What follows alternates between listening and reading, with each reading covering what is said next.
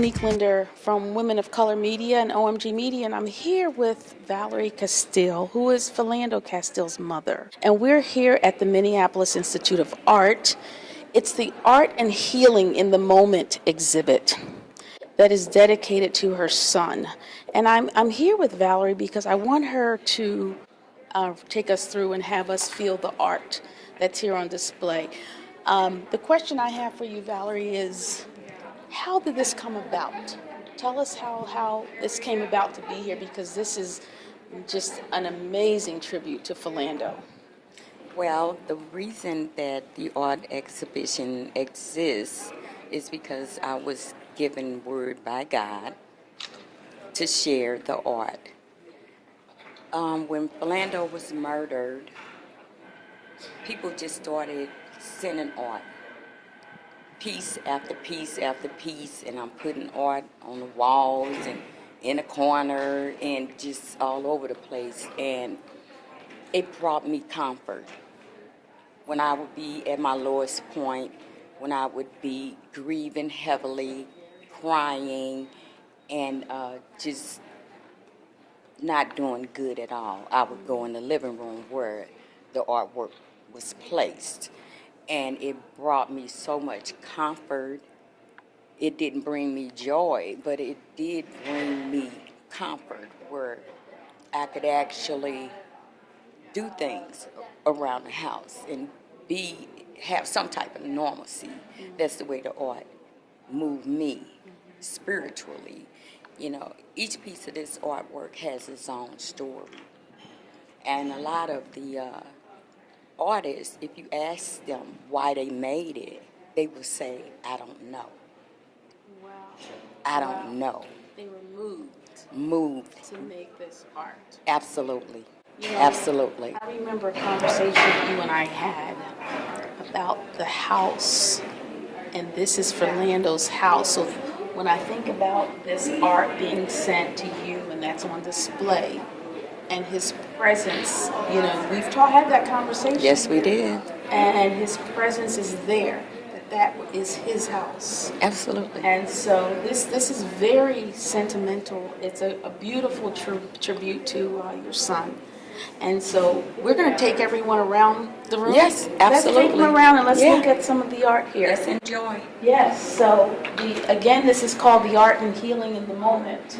And these exhibits here tell the story, this egregious story about Philando, who was killed by police officers. So we're going to talk less about the police officer and about that story, and we're going to enjoy the art that's on exhibit today. That's what it's all about. The exhibit, from the very beginning, it talks about art and healing. It goes through the bio of my son, his work history, and the type of person that he was.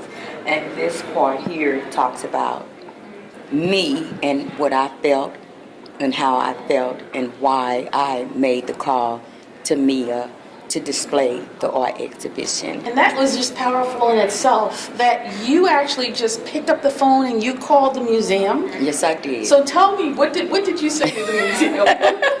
Actually, it was a voicemail because I had been getting my inspiration from God, the ancestors, and the spirit of my son to make the call, and I kept procrastinating and putting it off and, you know, doing other things and still going through the grieving process as well. So we were going out to dinner, and God said, you need to make that phone call, because when you get in this restaurant, you're not going to have no reception. So I called, and it was after hours, and I left a voicemail.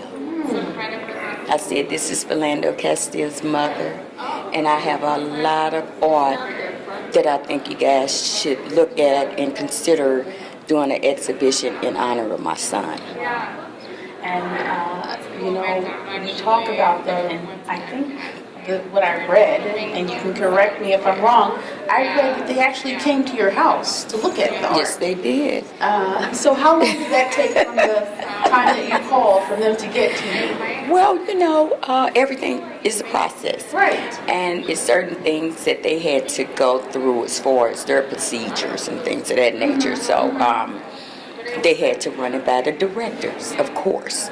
So they ran it by the directors, and the directors agreed, and they called me back, and we had a meeting, and then they came over and looked at the art, and the artwork itself is so powerful that when you come into my home, you would feel the spirituality and this connection of just a peace, a calm, and that's just the person that he was, and his spirit was in the house. The spirit was living through the artwork. Wow.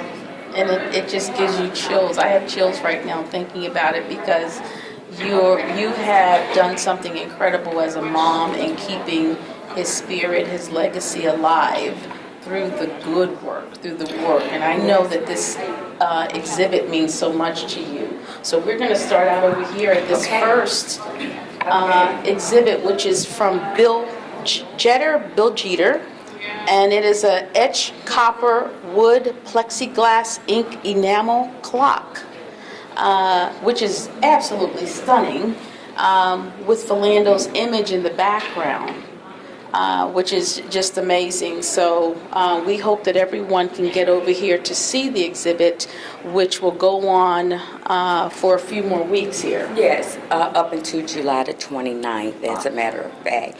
And I can tell you, I met Mr. Jeter. He has a space in Homestead Studios over on, I think it's Plymouth. Okay. And he made reference that when that happened, time stopped for him. Wow. Wow. And I thought that was something. just incredible. Just and you have this pendulum that just moves back and forth, and you just get to reflect on really who Philando was. Yeah. Time stopped for him. Yes. And you're going to describe a lot of these feelings in all the art. Yes. Because every artist has talked to you about exactly what inspired them. Yeah. Okay, so now we're here at Justice for Philando. And it looks like, do we have an artist for this? It says courtesy stenciled at the governor.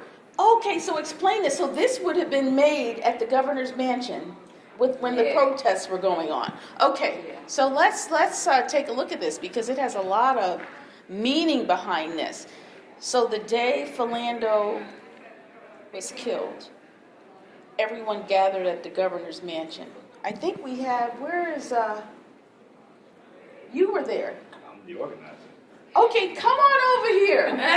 Okay. We have Mr. Danny Givens in the house. All right. One of you. Okay. So Danny, tell us about this. Tell us what went on at the governor's mansion. So there was a number of occupations that happened that particular day and week, there were a number of organizers from BLM, from other activists and agencies that were around the state of Minnesota at that time that had occupied Falcon Heights, the place where the actual shooting took place. And then there was community members that had just went and took over. Okay. And so this Justice for Philando occupation was comprised of community members who were outraged. And so the artwork that we're seeing here is those who came to show their support with this. So it wasn't that there was one particular organization responsible for this piece of art. This was the community really putting this together, saying that this is what it was. Okay, so as an organizer, so you were a local organizer activist. Yes. So how did you round up different groups to come together? Or did it just happen organically? It just happened organically. Okay. We had already been doing work here. Black Lives Matter Minneapolis had already been doing organizing and community activism work, and so there was already a contingency of folks who had already been trained, who knew what to do, and the community in and of itself had, this was now the fourth shooting we had in 2 years, and so the community was just fed up. And the organizers didn't necessarily have to do a lot of work outside of just the initial kind of gathering after that. Wow, beautiful. It's a phenomenal community. Yeah, absolutely. That's That's why they need to come and see what they did. They did this. I can't paint a stroke. I can't take a picture. I can't make a sign. I didn't do any of it. I just had it, and I felt compelled to share it It's the community's work, and they need to see it where it Loving should you be. and loving your son. It should be right here. This is Elizabeth Callahan. And Elizabeth came to MIA. She served as the manager of audit programs at the Brooklyn Museum. Her resume here is amazing. And we're going to talk about that because you have some experience with bringing these types of exhibitions. And so we're going to touch on that. You were responsible for the Target First Saturday series that was in Brooklyn. Brooklyn. Yep. All right. So we're going to talk about that. So tell us about what you do here at the museum. Absolutely. So my title here is the head of multi-generational learning, and my department oversees our public programs, anywhere from our youngest audiences to our seniors. We do work here on site in the museum in our studios. We do studio classes and things like that, programs in the galleries, programs like the one tonight with Brian Stevenson talks. But then we also have a lot of off-site programming. We have a community mural program that's in partnership with Hope Community here in the Phillips neighborhood. And we work with a group of youth to think about the issues that are of real importance to them, what they want people to know about their own community. And we work with them to visualize that and then paint it on a wall here in the Whittier and Phillips neighborhood. So it's just sort of a snapshot of the programs we do. Now, and I mentioned that Target First Saturday series. So this exhibition, again, you have some history, you have some experience True. with it. Why Philando Castile? Why bring this exhibit to the Minneapolis Institute of Art? Thank you for asking that. So at the Brooklyn Museum, one of the things that I did there, as you mentioned, was the Target First Saturday series, and that was a very community-generated series of programs, and oftentimes we did this once a month on the first Saturday of the month, and we would meet with community members in the neighborhood around the Brooklyn Museum to talk about what were the issues that were really important to them, oftentimes in response to an exhibition that we had. And then we built programming around that, often culminated in a dance party, which was also a lot of fun. So that's the sort of background that I bring, really thinking about the museum stepping back as the sort of traditional authoritarian role that museums often play, and really thinking about how we can be a better partner and a neighbor. So it's that spirit that we brought to this exhibition when Ms. Castile reached out to our director and said, you know, community members have given me a lot of artwork in response to my son's fatal shooting, and how can I give back? That was the sort of spirit that this exhibition was created in, was thinking about how we could work with our community members to really create a show that was reflected what was important to them and mirrored the emotions that they felt after this incident. Very nice. So let's talk about how you came to bring Brian Stevenson here tonight, because we know that he just opened an incredible memorial to lynching, the lynching memorial in Montgomery. And is it a coincidence that he's here at the same time as the Philando Castile exhibit? So our director, Kaywin Feldman, first heard Brian Stevenson speak about 2 years ago, and after she heard him speak, as you've both heard him speak before, she realized just what a powerful message he was bringing and how much it resonated with what we're trying to do both at MIA and in the larger museum field.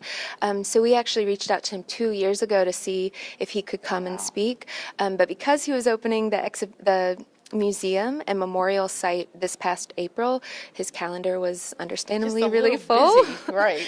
So he actually suggested, well, after the museum opens, he could come and speak. And at that moment, we realized this exhibition was opening, so we thought it was a really a good fit. The stars aligned. Truly. Wow, that's incredible. I want to bring in Lee Buckley. Lee Buckley is the COO, the Chief of Operations of Ujamaa Place, and she comes from the criminal justice system. And so coming here and seeing the exhibit, I want to bring Lee into this conversation because she's well aware, of course, of the Philando Castile story. And then Now she's on the I want to say service side, but it's not really service side. It is really the transformation side of the men that she would see coming through the criminal justice system. So I want to hear from Lee. Lee, what are your thoughts about the exhibit here? Well, I'm just really excited that the museum, first of all, felt that this incident was important enough to document and to share with the community. The community is still healing, and of course, most of the men that we serve at Ujamaa Place have experienced some sort of or similar trauma and are in a state of healing. And they certainly, and we encourage, wellness, holistic wellness as a part of their transformation. And the arts is really an important part of that. Certainly we use music and all types of expressions, artistic expressions, to enable them to get to the core of their issues so that they can effectively transform.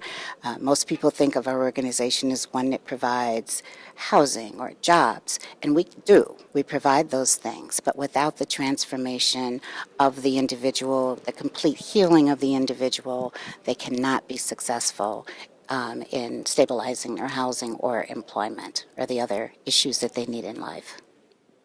Now, Brian, Mr. Stevenson is speaking tonight at 5 o'clock. He'll speak for about an hour.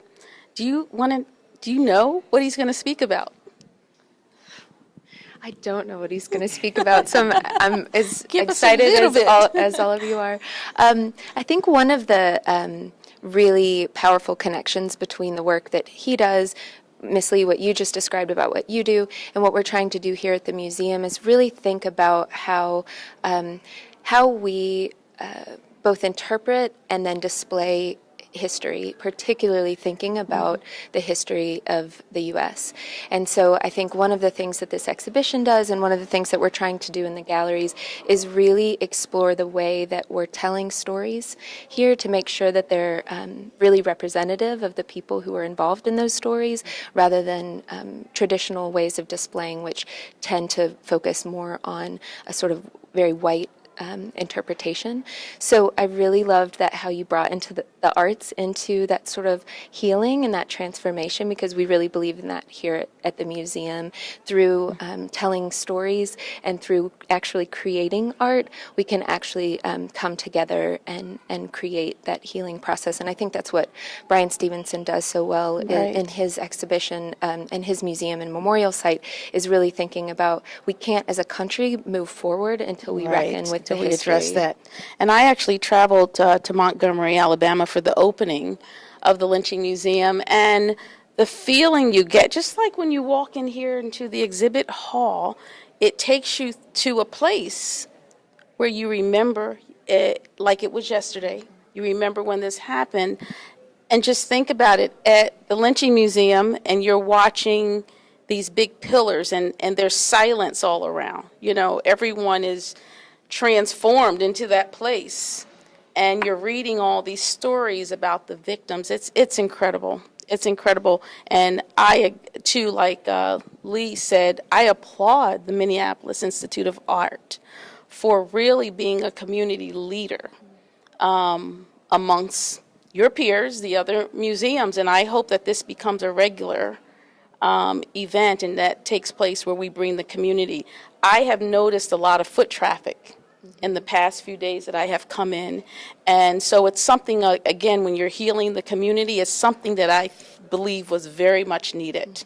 My name is Otis Zanders. I serve with an organization called Ujamaa Place. Beautiful. Swahili, as you know, for connecting families, extended families. Yes. We work with young African American men, 18 to 30. Beautiful. Overcoming barrier, most of them on probation, parole. Yeah. And I served as a former warden of a juvenile facility. Wow. So I come from that perspective. Yeah. Here. So we just have a couple of questions. Sure. I just want you to know we just admire what you're working on. Thank you. Thank you. Thank you. Looking forward to bringing a group of men. Yes, we would love that. We Love definitely that. Yeah. We're going to do that. Yeah. But behind this young man, that program, his name is Denarius. Great to meet you. Denarius is one of the rising stars. And if you don't mind, just a couple of questions. Sure. Yeah. Nice to meet you again. Great to meet you too. My name is Denarius Lewis. I am a Ujamaa man. Just a brief questions. What can we do to advocate for a social and criminal justice change? Yeah, I think we have to first acknowledge where we are is wrong and unacceptable. We spent $6 billion on jails and prisons in 1980. We spent $80 billion last year.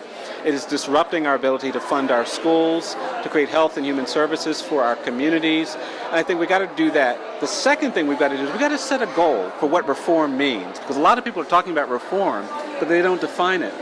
I think we can cut our prison population in half in the next 10 to 15 years. And that means reducing the prison population to under 1 million people. And if we do that, we free up $40 billion that can be reinvested in communities, provide services to people who are at risk. And the third thing I think we have to do is that we have to just recognize that restoration, that correction, that redemption, that rehabilitation is key if we're going to actually create improved public safety. If people think it's touchy-feely and they don't want to do it for that reason, do it because it makes our communities safer. And that's what I know you know at Ujamaa, is that when we invest in the lives of people, we help them, we have healthier, safer communities. And I think those three things have to be part of that. Perfect. My second question is, what do you believe are some of the biggest challenges African American men face today in the 21st century, given many of the criminal laws coming out? Yeah. Well, there are these very real threats. You know, the data wasn't 1 in 3 black males was expected to go to jail or prison when I was a little boy. You know, that presumption of dangerousness and guilt is a real threat. You know, you go into spaces where no matter how talented you are, you're presumed to be unqualified, and that's a real threat. But ultimately, for me, the struggle for the African American community and our black boys in particular is that we've got to stay hopeful. We've got to believe things we haven't seen. We've got to remember that coursing through our bodies is the DNA of people who endured and survived slavery and lynching and segregation. And if they did that, we can overcome mass incarceration and police violence. And I think just claiming that history, knowing that history, and being empowered by that history so that we don't ever lose our hope. I told the young people today I'd never met a lawyer before I got to law school. And I still had to believe I could be something I hadn't seen. That's what all of our young people have to do. I agree. Yeah, thank you so much. Absolutely, thank you so much. Appreciate it so and we very have used your work to Yeah. have those uncomfortable conversations. Yeah. So we just thank you so much for Oh, putting it I'm out so there. glad to do and it. we've used that, have it all over the Twin Cities. So Well, this thank is you. powerful, my brother. Bless you Thank all you. for the work you're doing. Great to meet you. Tell the audience where you're located, so we want to make sure that everyone comes down here. And how long is the exhibit going to be running? So the exhibit's running through July 29th. We're located at 2400 3rd Avenue South. Every Friday at 6 o'clock and every Saturday at 11 a.m. we'll be doing programming, learning and healing circles with facilitators that are trained in racial justice and self-care, things like that. We'll also on Saturdays from 11 a.m. to 1 p.m. have what we're calling a healing usher that's here to support your visit if you feel like you need a little bit more emotional support, because this is really powerful content. So we hope people will come out, enjoy the programming, take advantage of some of the healing potential around this. And I imagine, Lee, I'm thinking about it, one of the art therapy classes out here with the men. What do you think, Lee? I think that would be a great idea. And again, any opportunity that we have to expose them to a different way of addressing their emotions and their experiences is a positive for us. So we're excited about this opportunity and truly do thank the museum for offering expressions like this. And you have a website. We do. It's artsmia.org. And you have some hashtags, and I'm sure social media. How do we follow you Yes, on so social media? tonight's program, we're hashtagging it Talks at Mia. So that just follow the hashtag Talks at Mia to get some of the juicy statements that Brian course. says, and then our regular social media is at artsmia. Awesome. Thank you so Thank much. you so much.